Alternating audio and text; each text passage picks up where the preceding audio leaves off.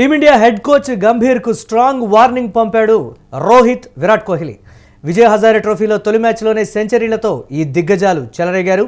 ముంబై తరపున 62 బాల్స్లోనే సెంచరీ చేశాడు రోహిత్ శర్మ.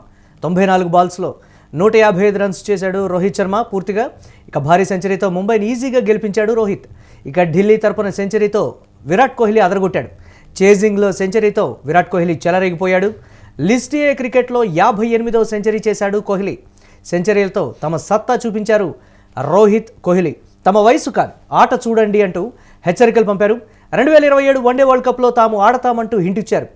రోహిత్ కోహ్లీ సెంచరీలతో సోషల్ మీడియాలో కోచ్ గంభీర్పై ట్రోల్స్ పెరిగిపోయాయి. దీనిపై మరిన్ని అప్డేట్స్ మా కరెస్పాండెంట్ వెంకట్ అందిస్తారు. వెంకట్, ఇప్పటికైనా సరే రోహిత్ శర్మ అలాగే విరాట్ కోహ్లీ ఆట తీరును చూసి గంభీర్కి తలపొగరు దిగుతుందా, చూసేటువంటి విధానం మారుతుందా, మైండ్ సెట్ మార్చుకుంటావా అని కూడా చాలామంది ట్రోల్స్ చేస్తున్నటువంటి పరిస్థితి. సోషల్ మీడియాలో కామెంట్స్ కూడా చేస్తున్నారు. ఏంటి వీటిని ఎలా చూడాలంటారు ఈ సెంచరీని? ఎస్ మురళి, అంటే గత ఏడాది కాలంగా వాళ్ళిద్దరి విషయంలో గంభీర్ ఏం చేశాడు, గంభీర్ మాట విని బోర్డు ఏం చేసింది, బోర్డు ఆదేశాల మేరకు సెలెక్టర్లు ఏం చేశారు, ఎవరైతే చీఫ్ సెలెక్టర్ ఉన్నాడో అజిత్ అగర్కర్ అతను ఏం చేశాడు, ఇవన్నీ కూడా మనం చూస్తూనే ఉన్నాం. అలాగే సోషల్ మీడియాలో, ఎలక్ట్రానిక్ మీడియాలో వాళ్ళిద్దరు పని అయిపోయింది.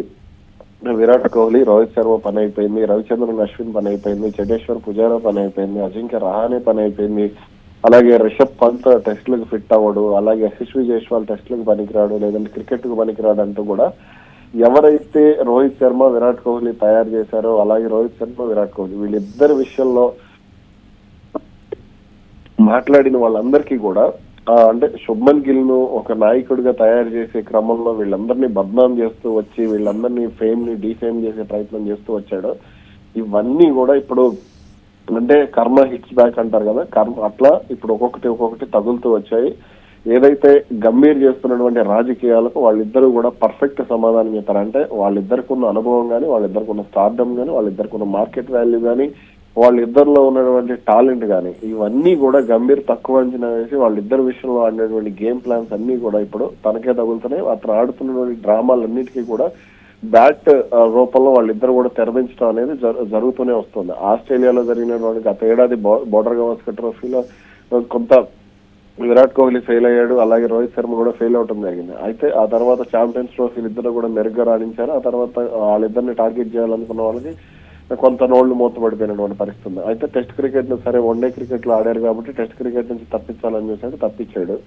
ఇక వన్డేల నుంచి కూడా ఆస్ట్రేలియా పర్యటన తర్వాత తప్పించాలని ప్రయత్నం చేసినప్పటికీ అది పెద్దగా ఫలించలేదు. ఆ సిరీస్ లో Rohit Sharma man of the series గా ఎంపిక అవడం, అదే విధంగా విరాట్ కోహ్లీ లాస్ట్ మ్యాచ్ లో 10 సెంచరీతో రాణించడం, ఇవన్నీ కూడా జరిగినాయి.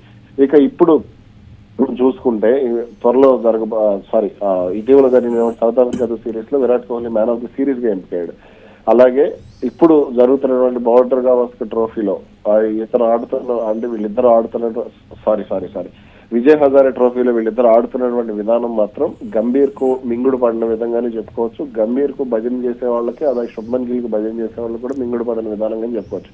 ఓవైపు శుభ్మన్ గిల్ విజయ్ హజారే ట్రోఫీకి అందుబాటులో లేనప్పుడు వీళ్ళిద్దరూ విజయ్ హజారే ట్రోఫీలో దుమ్ము రేవటం, సెంచరీలు చేయటం అనేది కొంత మింగుడు పడిన విషయమే. అసలు అంటే ముఖ్యంగా రోహిత్ శర్మ షాట్స్ ఆడిన విధానం కానీ, అంటే మైదానం నలువైపులా అతన్ని మిస్టర్ 360 అంటే ఏబీ డివిలియర్స్ కి ఎలా పేరుందో రోహిత్ శర్మకు కూడా అలానే ప్లేయర్ ఉంది. లేట్ కట్ దగ్గర నుంచి అతను వెనక్కు అంటే అప్పర్ కట్ వరకు కూడా అతను చాలా అద్భుతంగా రాణించగలిగే ప్లేయర్ మొత్తం చూసుకుంటే.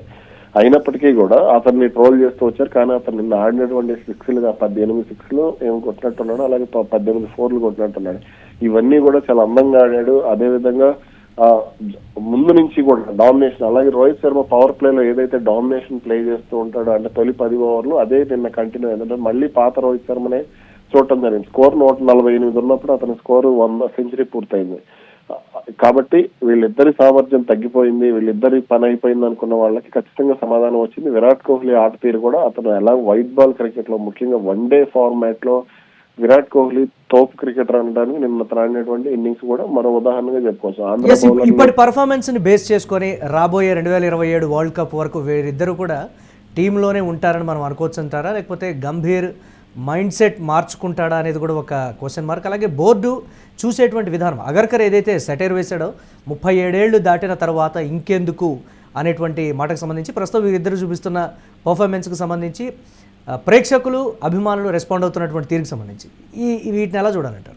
ఆస్ట్రేలియా క్రికెట్ మామూలుగా సాధారణంగా మనం ఆస్ట్రేలియా క్రికెట్ చూసుకుంటే వాళ్ళు ఎప్పుడు కూడా టాప్ లోనే ఉంటారు. ఏదైనా ఒకటి రెండు సంవత్సరాలు వాళ్ళు ఇబ్బంది పడినప్పటికీ కూడా వాళ్ళలో చేసుకున్న మార్పులు చూస్తే చాలా అందంగా ఉంటాయి. అంటే సీనియర్లు జూనియర్ల కాంబినేషన్ వాళ్ళకి 38 ఏళ్ల నాదన్ లియాను కవాజా ఉంటే కింద వీళ్ళు ఏదైతే 19-20 ఏళ్ల శామ్ కోన్స్టస్ ఇలా కొంత బ్యాన్ క్రాఫ్ట్ కానీ ఇట్లా కొంతమందిని తీసుకొస్తూ ఉంటారు.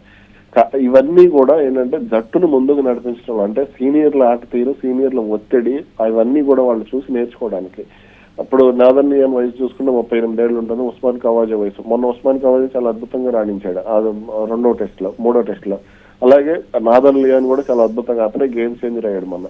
ఇవన్నీ కూడా అంటే ఈ భారత క్రికెట్ ను చంపేసే ప్రణాళికలో భాగంగా వీళ్ళు ఆడుతున్నటువంటి డ్రామాలుగా చెప్పుకోవచ్చు. అతని మాట వినడానికి కోచ్ చీఫ్ సెలెక్టర్ గా గంభీర్ అజిత్ అగర్కర్ తెచ్చుకున్నాడు. ఇతను ఏది పలుకుతాడో అతను అదే పలుకుతాడు, అతను ఏం పలుకుతాడు ఇతను కూడా అదే పలుకుతాడు. కాబట్టి ఇవన్నీ కూడా డ్రామాలే. వాళ్ళిద్దరి ఫామ్ కి సంబంధించి మీరు ఒక మాట, నేను చెప్తున్న మాట గుర్తుపెట్టుకోండి, వాళ్ళిద్దరూ 2029లో జరగబోయే ఛాంపియన్స్ ట్రోఫీ కూడా వాళ్ళిద్దరూ ఆడతారు. అందులో ఎటువంటి సందేహం కూడా లేదు. అప్పటి వరకు కూడా వాళ్ళు కొనసాగుతారు. 2027 ప్రపంచ కప్ లో వాళ్ళు రాణిస్తారు. రేపొద్దున న్యూజిలాండ్ తో జరగబోయే వన్డే సిరీస్ లో వాళ్ళు రాణించబోతున్నారు. వచ్చే ఏడాది ఇంగ్లాండ్ లో జరగబోయే వన్డే సిరీస్ లో కూడా వాళ్ళు రాణించబోతున్నారు. వాళ్ళని తక్కువ IPL లో కూడా వాళ్ళు రాణిస్తారు. అందులో ఎటువంటి సందేహం లేదు. వాళ్ళు అలాగే డొమెస్టిక్ క్రికెట్ మీద కూడా ఫోకస్ పెట్టి వాళ్ళు కంటిన్యూగా ఇక్కడ నుంచి క్రికెట్ కూడా ఆడబోతున్నారు. Right, thanks for updates Venkat. ఇక టీమిండియా హెడ్ కోచ్ గంభీర్కు స్ట్రాంగ్ వార్నింగ్ పంపారు రోహిత్ అండ్ కోహ్లీ. విజయ్ హజారే ట్రోఫీలో తొలి మ్యాచ్లోనే సెంచరీలతో ఈ దిగ్గజాలు చెలరేగిపోయినటువంటి పరిస్థితి అయితే ఉంది. ముంబై తరపున 62 బాల్స్లోనే సెంచరీ చేశాడు రోహిత్ శర్మ. అలాగే ఢిల్లీ తరపున సెంచరీతో అదరగొట్టాడు కోహ్లీ. చేజింగ్లో సెంచరీతో చెలరేగిపోయాడు విరాట్ కోహ్లీ. లిస్టే క్రికెట్లో 58వ సెంచరీ అయితే కోహ్లీ చేశాడు. సెంచరీలతో తమ సత్తా చూపించారు రోహిత్, కోహ్లీ. తమపై వస్తున్నటువంటి విమర్శలకు ఈ సెంచరీలతో విజయ్ హజారే ట్రోఫీలో వారు ఆడినటువంటి విధానంతో సమాధానం చెప్పినట్లయింది. తమ వయసు కాదు, ఆట చూడండి అంటూ కూడా తీవ్రమైనటువంటి హెచ్చరికలు గంభీర్కు కావచ్చు, బోర్డుకు కావచ్చు పంపించినటువంటి పరిస్థితి ఉంది. 2027 వరల్డ్ కప్లో తాము ఆడతామంటూ కూడా వారిచ్చినటువంటి హింట్, వారి సెంచరీలే ఒక జవాబుగా కూడా కనపడుతోంది. రోహిత్, కోహ్లీ సెంచరీలతో సోషల్ మీడియాలో కోచ్ గంభీర్పై ట్రోల్స్ యథావిధిగా పెరిగిపోయినటువంటి బ్రేక్ న్యూస్ చూస్తున్నాం.